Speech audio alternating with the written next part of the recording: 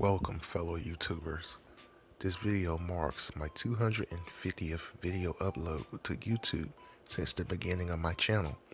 Thank you all for your continued support and I hope you enjoy this next video.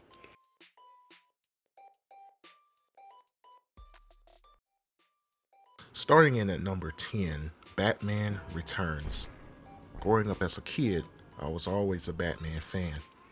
This game was your classic beat 'em up style type game, but it did have great graphics and mechanics for its time. With plenty of enemies and bosses to beat up, I feel this was truly a good game to play and help time go by quicker. One of the most challenging aspects I feel of this game were the bosses due to the number of hits required to take them out. This game is based upon the Batman Returns movie from 1992, which in my opinion was a pretty solid and decent movie with Michael Keaton playing as Batman. I feel that out of the boss fights in the game, the Penguin was probably the best boss to fight because of his constant moving around the game and the throwing of his umbrella type projectiles made him pretty challenging. He had plenty of health also, which made pretty formidable boss to fight to say the least, not taking away anything from any of the other bosses as they were challenging as well. Although I picked this title as number 10, it does not take away being one of the best beat 'em up games in my opinion for the Super Nintendo. Ranking in at number 9, Teenage Mutant Ninja Turtles 4, Turtles in Time. Believe it or not, when I was a kid I wanted to grow up and be a Ninja Turtle. More so, be like Ralph. In this game, you basically have the option of choosing between the 4 turtles, Leonardo, Michelangelo, Donatello, and my personal favorite, Raphael. To me, I felt that this was a fairly easy game to play and beat, basically getting from point A of a level to point B and fighting style and everything in between. Whether that's getting beat to death by blue and pink ninjas or getting trampled on by running dinosaurs in the game or whatever, this still was a pretty good game and I feel a good classic on the Super Nintendo. Ranking in at number 8 of my list, Samurai Shodown. Samurai Shodown reminds me heavily of an alternative version of Street Fighter Turbo on the Super Nintendo. However, I will say that it does have decent graphics, some good gameplay, and a great amount of characters to choose from. The game in itself is fun to play, and one key feature I do really like from this game are the little soldier type characters that run in the background at random intervals of the stage, and they throw out an item that seems to either give you extra bonus points or more health. I also noticed the POW meters for both characters that seem to increase more damage a fighter takes in the game. But it does seem that the higher the POW meter is, the more damage the fighter can do to you.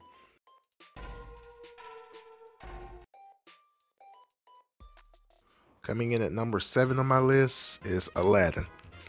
I remember back in the 90s watching the Aladdin cartoon TV show every Saturday morning, but I felt that the game was even better than watching it on TV.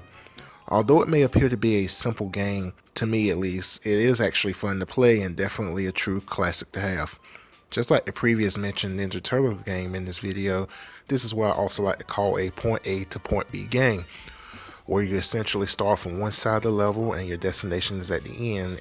I will say one of my pet peeves I remember about this game was the throwing of apples to only stun the enemy versus actually doing enough damage to actually destroy them or get rid of them.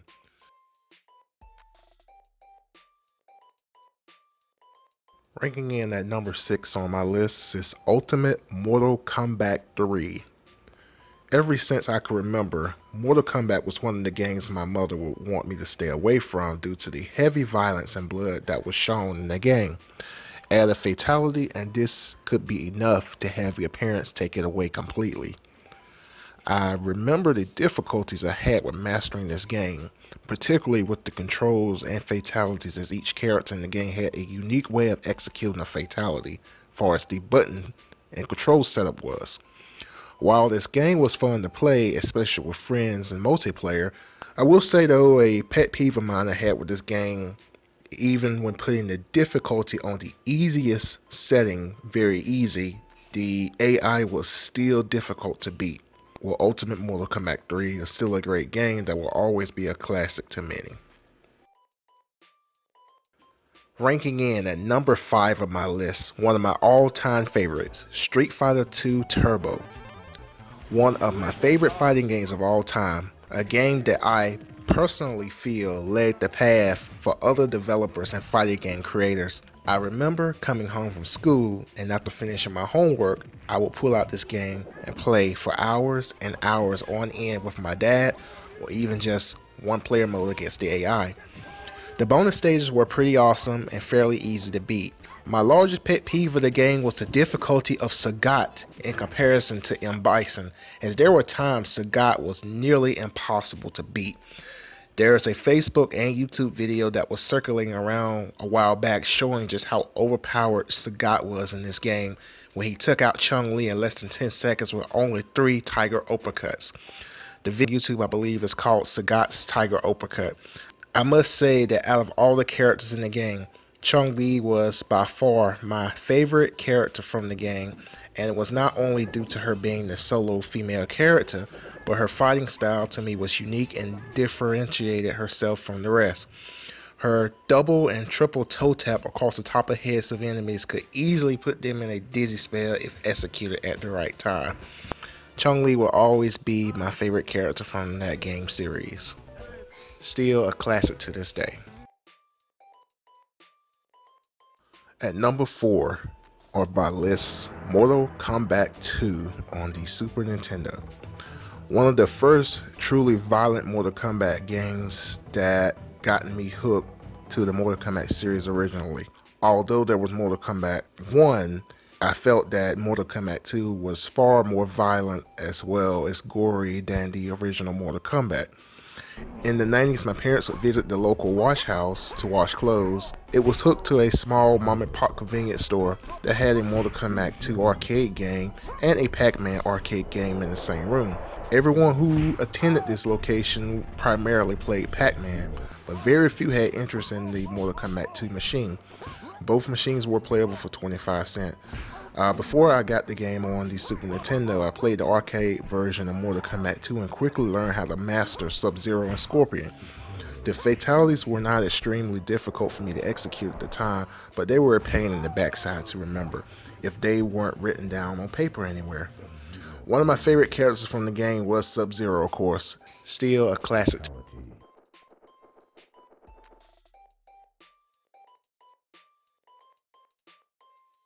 The last Metroid is in captivity. The galaxy is at peace. Ranking in at number 3, another all-time favorite of mine, and arguably probably one of the greatest classic games of all time on the Super Nintendo next to Super Mario, is Super Metroid. In the eyes of many who have played this game, it probably would be number 1 on some of their lists instead. Super Metroid ranks in on my list at number 3. However, I am a huge Metroid fan and have played this game several times for practicing, as there are several YouTube gamers who have become popular over the years for speed runs against this game. This game was based after the events of Metroid 2 Return of Samus in 1991, and the goal of Samus Aran in this game is to retrieve a baby Metroid that was taken away by one of Samus' nemesis, Ridley, by which Ridley is a huge pain in the backside to fight against in the second round of meeting up in Super Metroid. Most bosses of the game can be challenging. One of my favorite bosses from the game would have to be Phantoon, as he's one of the bosses I had always had a difficult time beating in the 90s. But once I learned the secret to his attacks and how to dodge them, he became one of my favorite characters to fight against in the game.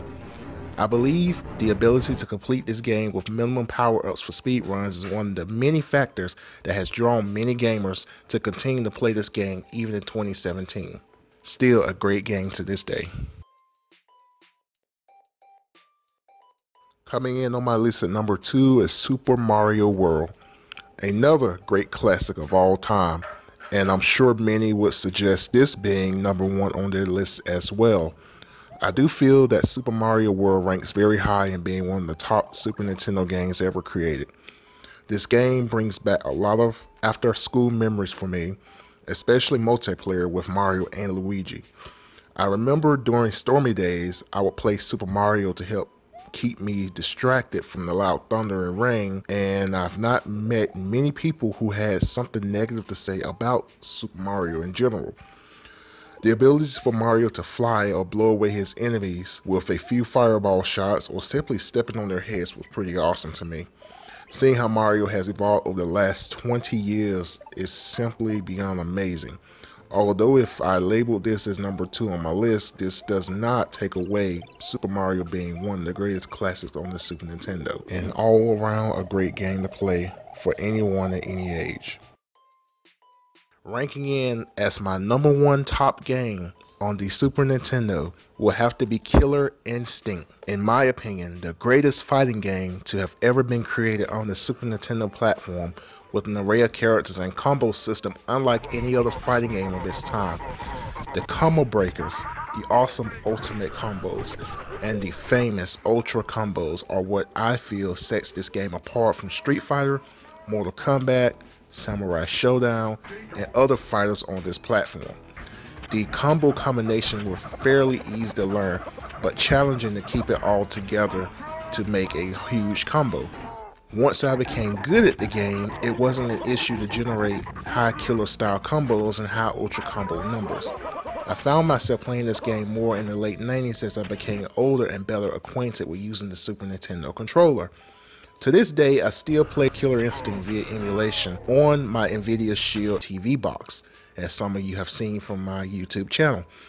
Jago is easily one of the best characters I could utilize in the game, but I felt Jago had a better advantage with his moveset, with the fireball and ring kicks he could pull off from one screen to the other at the same time.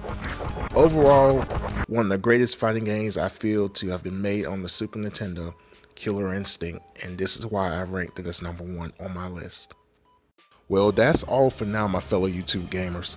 If you enjoyed this video, don't forget to give a thumbs up and subscribe for more content. To this day, I still play many of these games through emulation on my NVIDIA Shield TV, which is an Android-based device. If you happen to agree with my top 10 list, that is great. However, if you do have a different point of view, I would love to hear that in the comments below as well. This top 10 Super NES game list is in no way an official list of a top 10, as there were plenty of great games available on this platform. However, I am simply stating that a top 10 list of my personal favorite Super Nintendo games, which may differ for others. The Super Nintendo will always be one of my favorite consoles, and I enjoy having a chat with other gamers regarding the games and the console itself. I believe many true gamers that have experienced the Super Nintendo period can agree that the Super Nintendo is one of the best consoles of all time. While today we have the latest and greatest from Microsoft with the Xbox, Sony with the PlayStation 4, and the Nintendo with the Switch, I feel that the Super Nintendo is truly a classic that simply cannot be replaced. Until next time, my fellow YouTubers, have a great day.